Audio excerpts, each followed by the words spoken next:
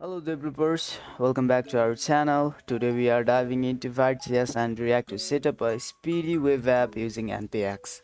Buckle up because we are doing this in 2 minutes flat.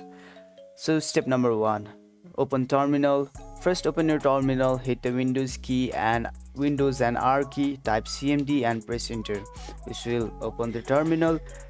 Step number 2, create Vite.js project. For this you need a Node.js server. If you haven't installed a Node.js server, I have mentioned the link of the video where I've taught about how to install the Node.js server. So in the step number 2, in the terminal, type npx create Vite at the latest and your app name and hit enter. Watch the magic happens. So step number 3, navigate and install. Go to your new app folder with cd or cd and your app name, or you can just open the folder in if you are in the Windows. Then open command in that folder and type npm install to get everything set up. So now it's time to launch your application. Run npm run dev to launch your app server. Speedy stuff, right? Explore and enjoy.